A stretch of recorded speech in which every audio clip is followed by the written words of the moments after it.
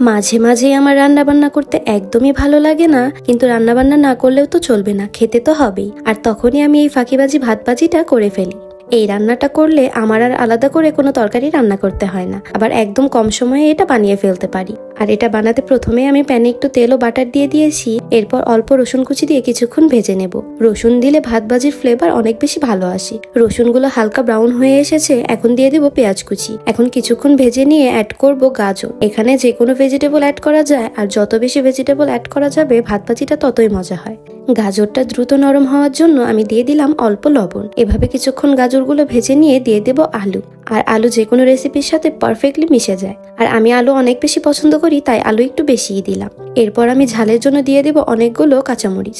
আমি কাঁচামরিচগুলো একদম কুচি কুচি করে কেটে দিয়েছি, যাতে ঝালটা ভালোভাবে সবকিছুর সাথে মিশে যায়। এখন আলু আর গাজর 80% সিদ্ধ হয়ে আসলে আমি অ্যাড করে দেব প্রন কাটলেট। আমি জানি এটা অনেক অদ্ভুত, বাট আমার হাজবেন্ড খুব পছন্দ করে খাবার নিয়ে এক্সপেরিমেন্ট করতে। সে বিভিন্ন ধরনের খাবার একসাথে মিশিয়ে খেতে খুব পছন্দ করে। আর সত্যি বলতে প্রন কাটলেট অ্যাড করার পরে এটার ফ্লেভার অনেক গুণে বেড়ে গিয়েছিল। তো এই তো, এরপর আমি কিছু বেল পেপার অ্যাড করে দিলাম, আর দিলাম অল্প চিলি ফ্লেক্স। এখন সবকিছু কিছুক্ষণ ভালোভাবে ভেজে নিয়ে ভাতবাজির মেইন উপকরণ ডিম অ্যাড করে দেব। আমি 5টা ডিম সুন্দর করে অল্প লবণ দিয়ে ফেটিয়ে দিয়ে দিয়েছি। ডিম যত বেশি দেওয়া যায় ভাতবাজি তত মজা লাগে। আর এখন ডিমের ওপর অল্প গোলমরিচ গুঁড়ো দিয়ে সবকিছুর সাথে সুন্দর করে মিশিয়ে ভাজা ভাজা করে নেব।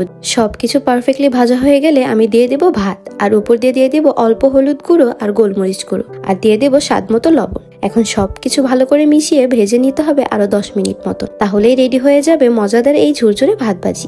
ভিডিওটি ভালো লাগলে পেজটি ফলো করে পাশে থাকবেন। আল্লাহ হাফেজ সবাইকে।